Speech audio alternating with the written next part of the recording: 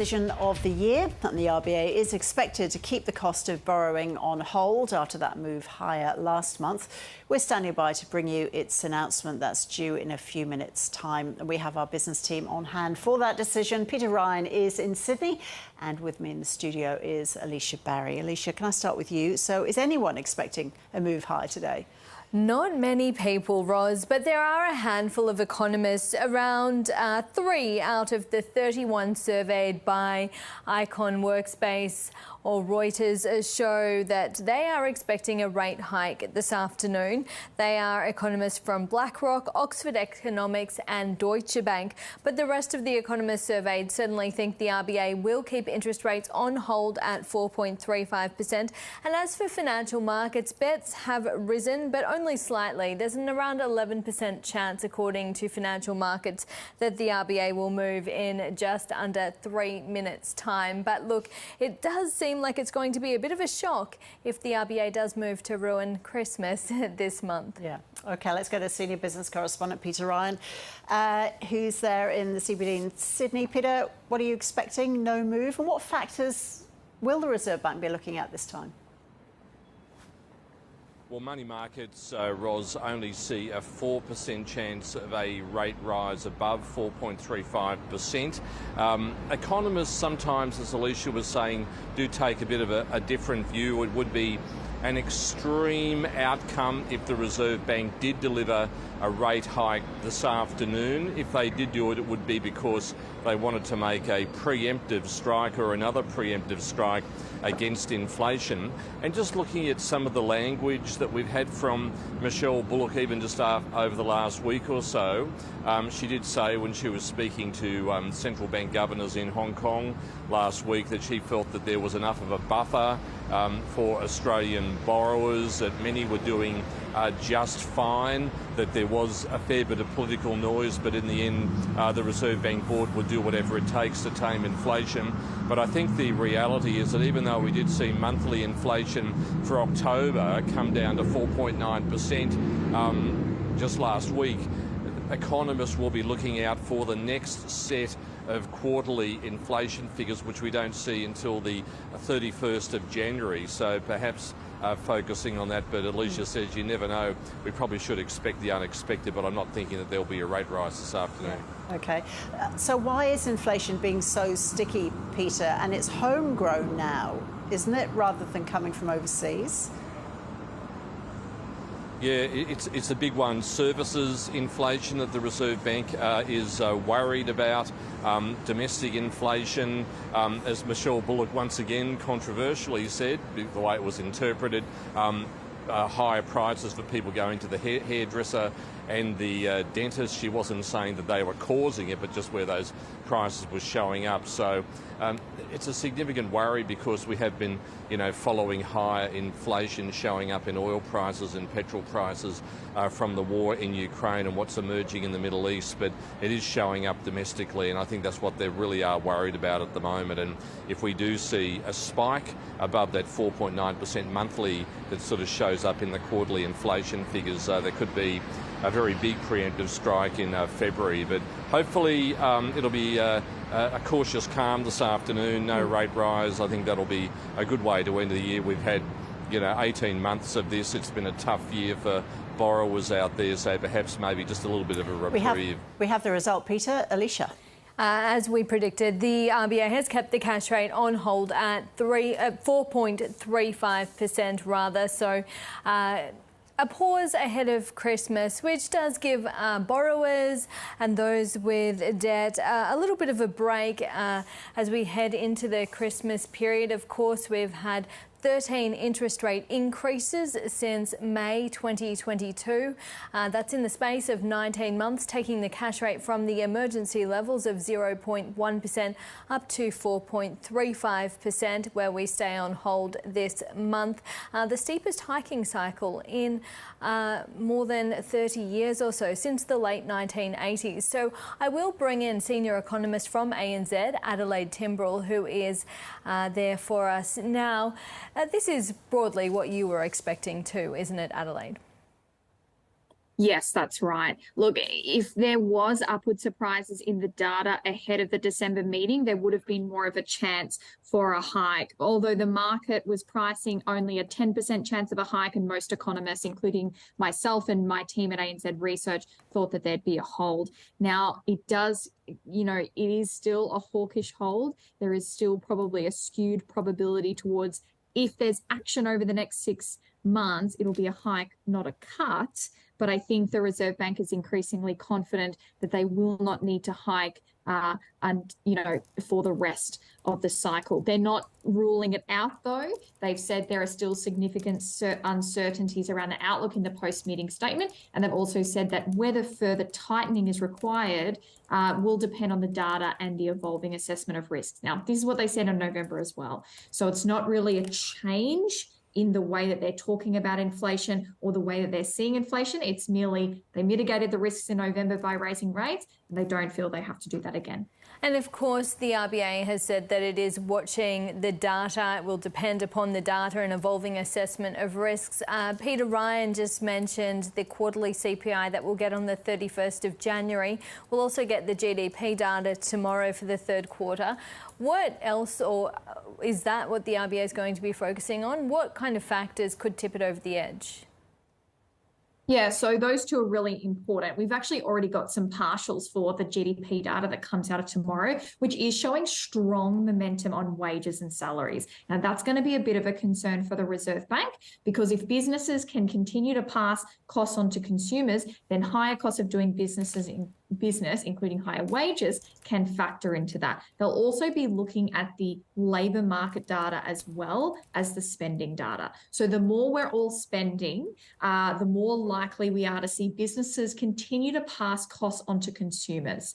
And the more people who have a job, the more likely we are to see wages continue to rise more quickly than usual. Now, I don't think wage growth on its own is the cause of inflation, and I think pay rises are great.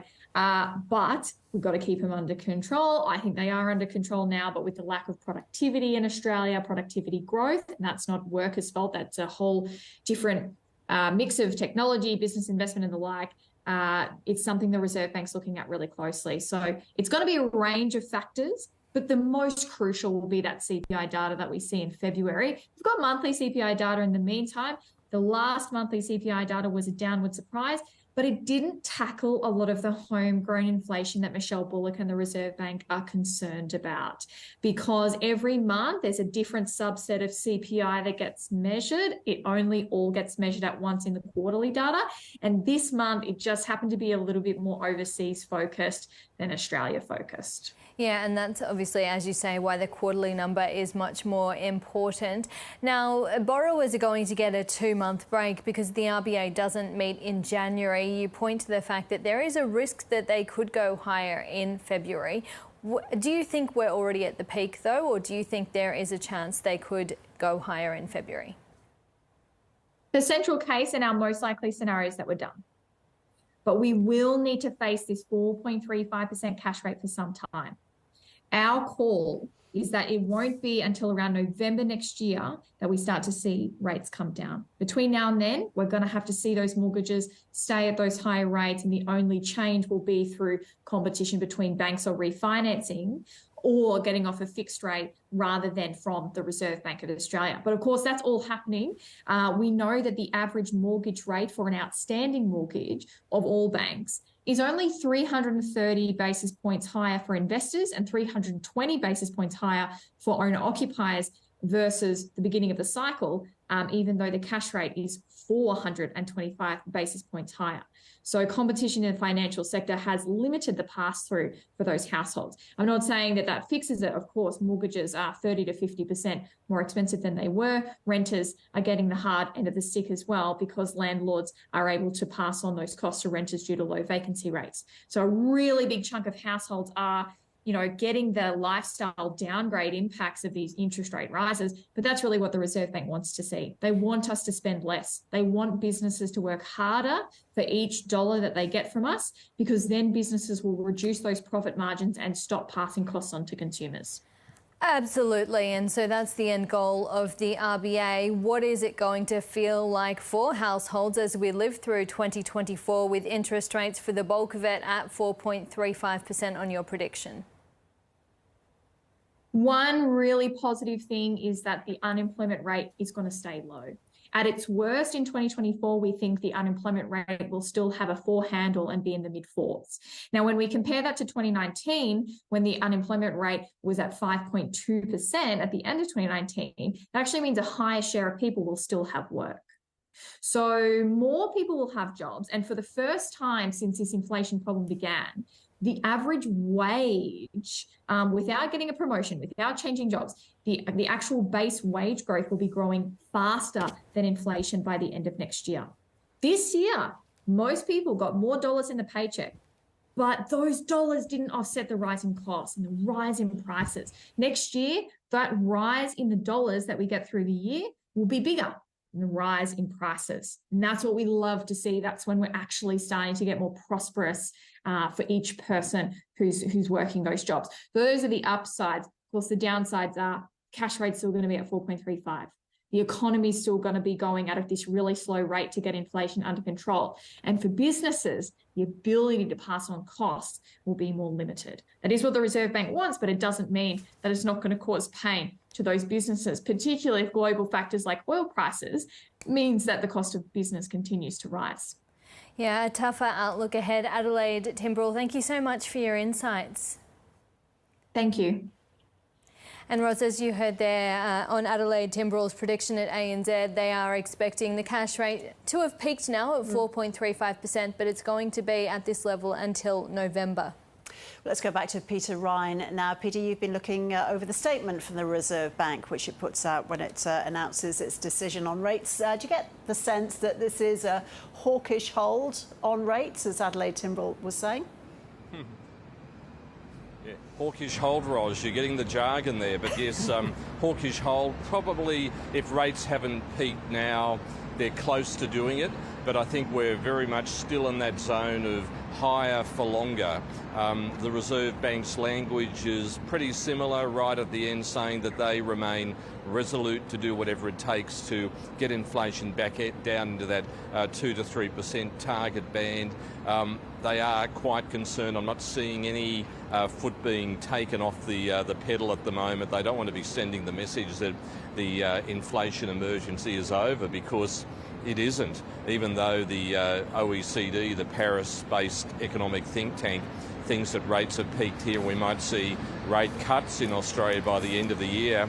I'm not detecting that language, and if we do see rate cuts, say, could be maybe late at the end of the year, but maybe in 2025, because the Reserve Bank remains very worried that because of this domestic inflation and services inflation, that it's going to be remaining above that 2 to 3% target band, maybe even towards the end of 2025. So there's a long battle ahead, and a lot of things really need to fall into place for them to get to that position where they think they can, have the rates peaking or even falling back. And as Alicia was saying, we'll be seeing those economic growth figures, the GDP figures of the national accounts tomorrow, and we'll get some evidence as to whether or not those 13 rate hikes we've had since May last year are starting to work. And in the statement, Michelle Bullock on behalf of the board notes that there is still that lagging impact, and there's a lot of this still to work its way through to the economy. But here we are on December 5, take a bit of a breath and maybe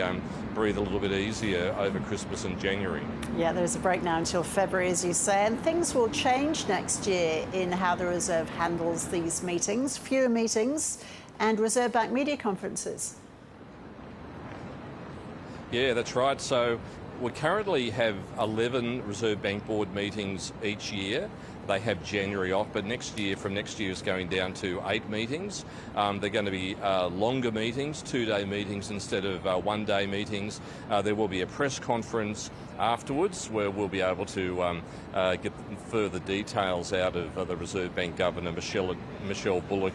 They'll also be releasing their quarterly statement on monetary policy the same day that there's a rate decision. So we'll have more of those key economic forecasts to go through, and normally we have a bit of time in a lockup here in Martin Place, the top level of the Reserve Bank, to sort of go through that over an hour and a half or so.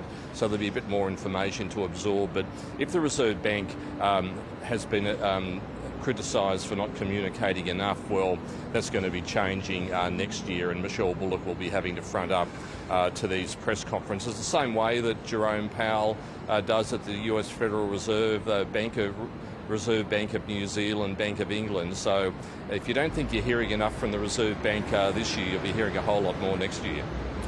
Finally, let's go back to Alicia to wrap things up. Alicia, what's happening on the markets? Yeah, there's been a little bit of reaction on the markets. The Australian share market was down 1.1%, Ros, heading into this decision. The falls have eased a little bit. It's now off around 0.9%. The Australian dollar, though, has fallen a bit further. It was at 66.07 US cents. It's now sitting at 65.76. And the fact that the market falls have eased and the dollar has fallen further, both have the same meaning, and that is that traders are expecting or reading the statement that accompanied the decision today to mean that the RBA is less likely to raise interest rates again. Perhaps we are at the peak according to that reaction. But of course, it's only a modest reaction, and we will have to see what the data does, as the RBA says. OK, well, that's where we'll leave our rates coverage. Alicia Barry and Peter Ryan, thanks to you both. Well, Treasurer Jim Chalmers has been responding to the rates decision. We can bring that to you now. Thanks, everyone, for being here. I've got 4 things to touch on, but particularly, obviously, the rates decision. And we are partway through the investor roundtable that I have to get back to. So let me try and be as efficient as I can and run through the 4 issues before us. First, obviously, the Reserve Bank has kept interest rates on hold at 4.35%. This is welcome news for people who are already stretched enough. The last thing that people needed at Christmas time was another rate rise. And so I think this decision today from the Reserve Bank will be met with sighs of relief right around Australia. This is a difficult time of year at the best of times. People are under pressure from the rate rises already in the system, from inflation, which is moderating but still too high, and our economy is under pressure from global economic uncertainty as well. We are making welcome and encouraging progress in the fight against inflation. Now, we're not getting carried away because we know that people are still under pressure. We know that people are still doing it tough. We know that people are finding it difficult to make ends meet. But if you look at the recent data, you look at the recent commentary, it's very clear now that we are making welcome and encouraging progress in this fight against inflation. Our plan, which has 3 parts, to roll out targeted cost of living help, to get the budget in much better nick, and